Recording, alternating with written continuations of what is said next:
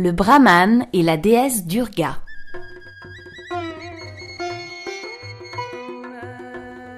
Un pauvre brahman, ayant femme et enfants, priait et faisait régulièrement des offrandes à la déesse Durga, l'épouse du dieu Shiva.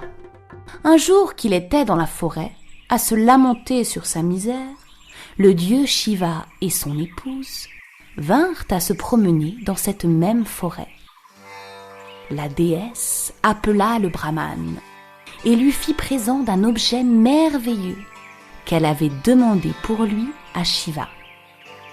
C'était un pot de terre qu'il suffisait de retourner pour en voir tomber sans fin de délicieux beignets sucrés qu'on appelle mudki dans ce pays. Le brahman remercia la déesse et s'empressa de reprendre le chemin de la maison.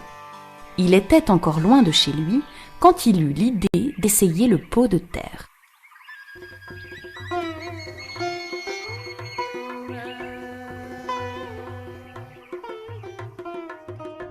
Il le retourna et aussitôt en sortit une quantité de beignets, les plus beaux que le brahman ait jamais vus. Vers midi, ayant faim, il s'apprêta à manger ses mudki. Mais comme il n'avait pas fait ses ablutions, ni dit ses prières, il s'arrêta dans une auberge près de laquelle se trouvait un étang.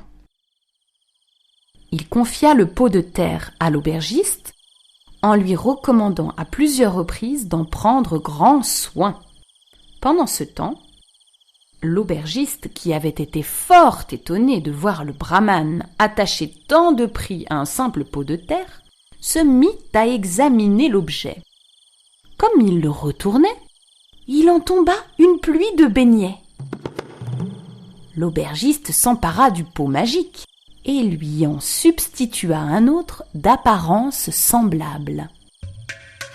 Ayant fini ses dévotions, le brahman reprit son bien et se remit en route. Arrivé chez lui, il appela sa femme et ses enfants en leur promettant l'apparition de merveilles. Naturellement, ils ne virent rien du tout.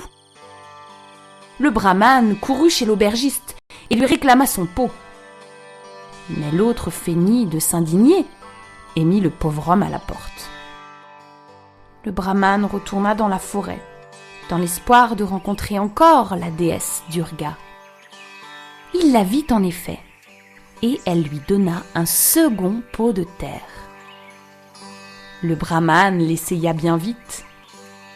Il le retourna et il en sortit une vingtaine de démons d'une taille gigantesque et d'un aspect terrible qui se mirent à le battre. Heureusement, celui-ci eut la présence d'esprit de retourner le pot et de le couvrir, ce qui les fit disparaître aussitôt. Le brahman retourna chez l'aubergiste et lui fit les mêmes recommandations que la première fois. L'aubergiste retourna le pot de terre et il fut roué de coups ainsi que toute sa famille. Il supplia le brahman d'arrêter les démons. Celui-ci se fit rendre le premier pot de terre et fit ensuite disparaître les démons.